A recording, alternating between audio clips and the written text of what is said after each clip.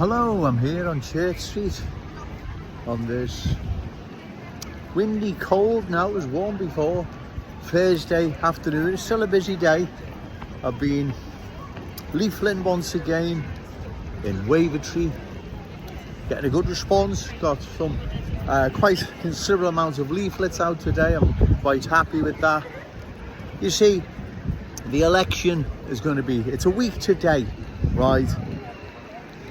People in Wavertree have a choice to vote for a candidate opposed to further cultural change. That candidate is Joe Owens. I believe I am the only candidate standing in Wavertree opposed to further cultural change. And remember, ladies and gentlemen, I know I'm not going to win. Paula Barker's going to win. We all know that, right? Like Keir Starmer's going to be the new Prime Minister. But if Joe Owens receives a good vote, that then is a mandate. That is a voice in the community they can't ignore, right? They can't ignore a good vote because, like I've said, it's a voice in the community that is saying no to further cultural change. And from there, ladies and gentlemen, trust me, right, it'll grow arms and legs, especially Joe Owens at the helm. So it's crucial you get out and vote. The 30% of voters, or those eligible to vote, should I say, in the constituency of Wales who didn't vote in the last general election, excuse me, getting windy again. If there's ever a time to vote, it's now, right? If you haven't wanted to vote for the usual Tweedledee, Tweedledum in the past, I understand. But if this is a time now, if you're going to vote, it's to vote now for Joe Owens, right? Trust me when I say this. These politicians, with the councillors, MPs, whoever, they will not be opposing, let alone stopping, further cultural change of Wavertree and beyond. It will continue. The only way we're going to get these reckless politicians and journalists and even so-called super scousers like Ricky Tomlinson, Coats for Refugees nonsense, the only way we're going to get these people to sit up, take note and deal with the awful truth is if Joe Owens receives a good vote. Like I've said, a good vote is a voice in that community, the big community of Wavertree, right? It is a voice that says no to further cultural change.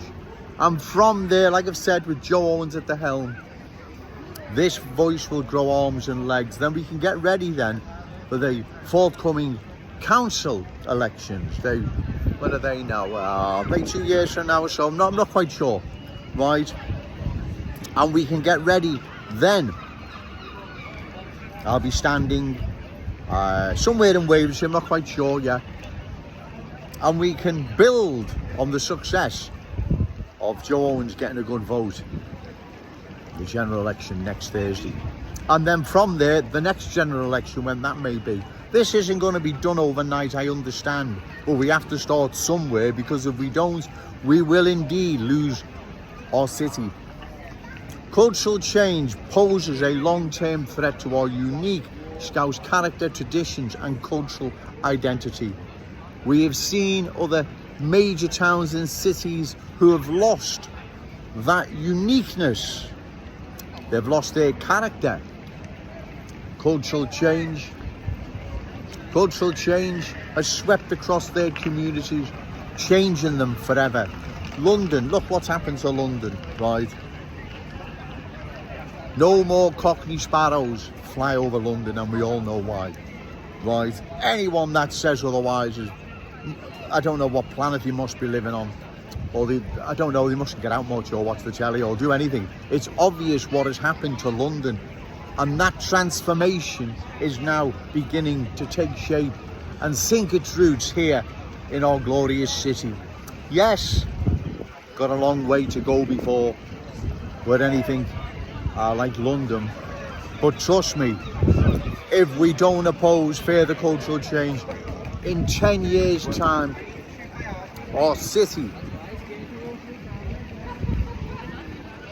will have dramatically changed, right? Without a doubt. We can see the change. It's all around. Add 10 years onto where we are now, cultural change would have had a profound, dramatic impact on our glorious city.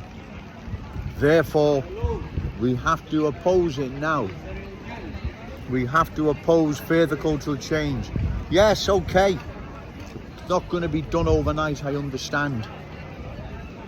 But we've got to think the long-term consequences this is going to have on our city and the Scouse legacy, rightfully our children, grandchildren, and all those amazing Scousers yet to be born. We've got to think of them. We've got to put them first, right?